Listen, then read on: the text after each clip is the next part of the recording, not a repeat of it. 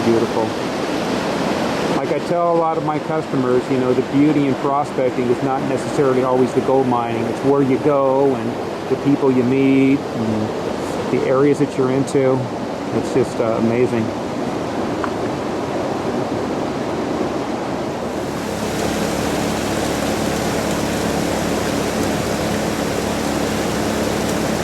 Okay, so what you're looking at here now, we have a new, it's a new pipe anchor that we're experimenting with. So far it looks pretty interesting. It has the Miracle mat for about a 3-foot by 12-inch wide section in there. And this box is really not so much designed as a high banker, but more as a cleanup tool. So for a guy who has like a 5-inch or a 6-inch or an 8-inch dredge, you basically just take this machine and hook it up to the like a blast report coming off the discharge of the pump. We have a kit called an SP21K, and basically it comes off like a 4-inch or a 3-inch or whatever size dredge you have, and you use it to process all your concentrates with. This is my friend Paul. I met him up here at Yuba Camp. Hey Paul, I think we can feed it a lot faster. What do you think? The riffle seat? Yeah, but you know, we're both learning, so don't feel bad if we overrun it or underrun it.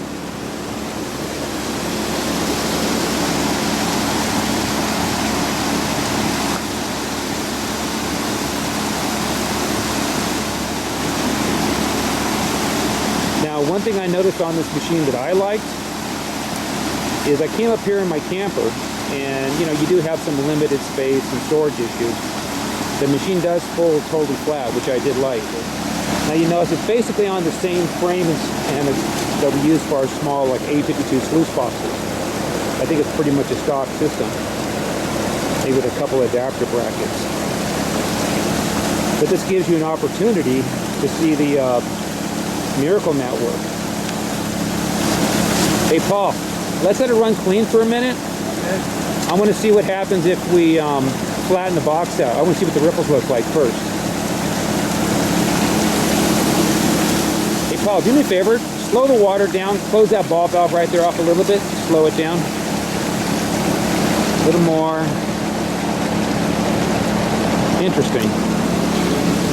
You can see the little Hungarians are doing their job.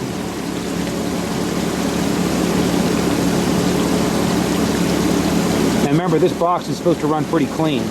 I'm going to drop this leg down just a little bit here. No. A little bit more of those rocks stick off there. Just get her leveled up. Let's take a look at here. It looks like we got it dialed in pretty close. Let's see if I know if the camera can catch this, but I see a lot of little small pieces up in the head there. You won't really know until you do a cleanup because all the really fine gold gets sucked in behind the riffle. But you can see how the riffle board is holding a lot of the black sand. Take a 5-gallon bucket of concentrates and run it through here in a matter of, you know, 5 minutes or something.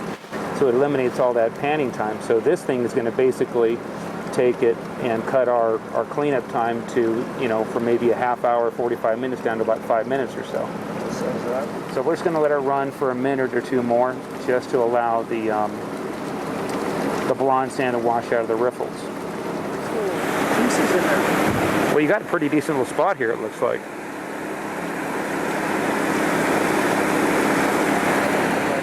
The guy who designed it for us, Bob, he took it up to Alaska and used it on his 5-inch dredge up there, and he loved it. He said he took his cleanup time from, you know, an hour, 45 minutes on the big 5-inch dredge down to like 5 minutes. So it really does make a big difference. But I like it as a high banker because of the size and the portability. It only weighs, I'd say, a whopping, I don't know, maybe 15, 20 pounds tops, and it folds up nice too.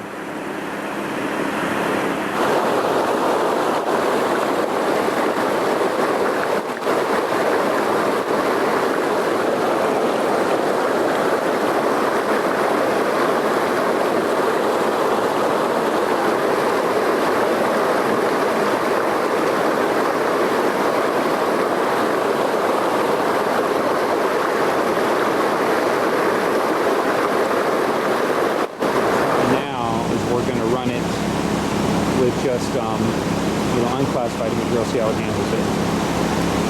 Because it does, but the classifier screen is working nice. It is holding back the gravel. You have to scrape it off by hand. And that's kind of a blessing in one way because it gives you a lot cleaner material. You know, it hangs up there until it's nice and clean, then you have to scrape it off. We probably should experiment taking up the angle a little bit, but we probably will when I run the unclassified material.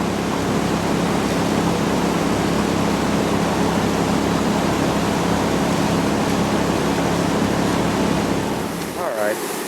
I better run clean for a minute.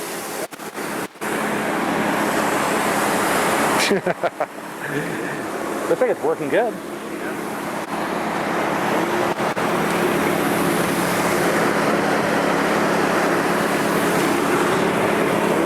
That looks like a nice big piece right there because it was here and it moved over.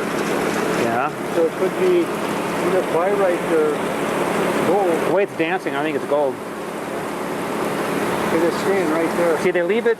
You See, it went over one. You see this piece, how it's smooth here in the front? I think we should put one in black mats right there. We thought about it, but we want the material to, they call it a slick plate, okay?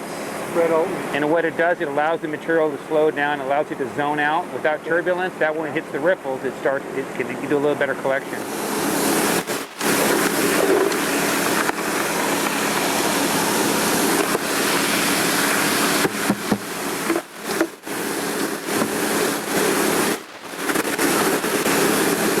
Still looking for that nugget.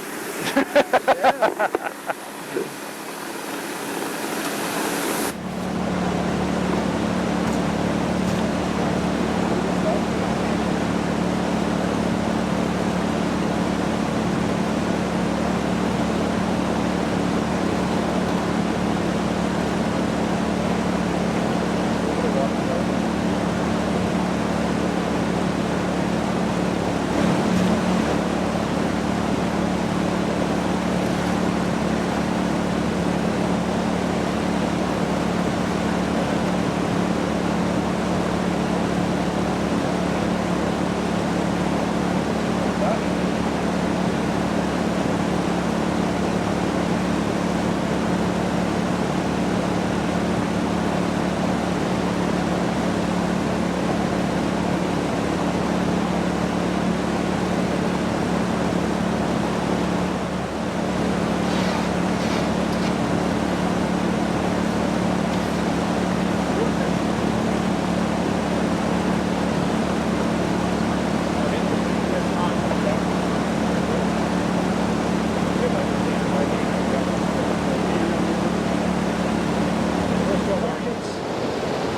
This is the amount of dirt we have left to pan out.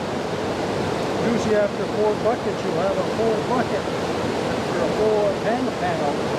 So we're going to pan this out and see how it turned out. Either we pulled gold or we didn't, but we're pretty sure we did because you can see it in the ripples here. So we saved a little bit, we're going to see what we have for the pan. All right.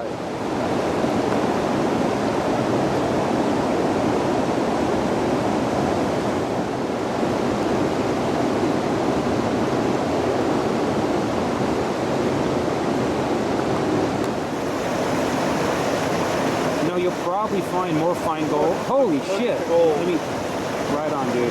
Oh, is that the most you've seen in the cleanup here so far? So far it is, yes. Is it a lot more or a little more? I knew we had to get down under that big rock. Yep. And I'm finally getting down there now, and the proof is right here. I think it came under the roots, personally. Yes. There's a lot of roots there, and that's where she's hanging out.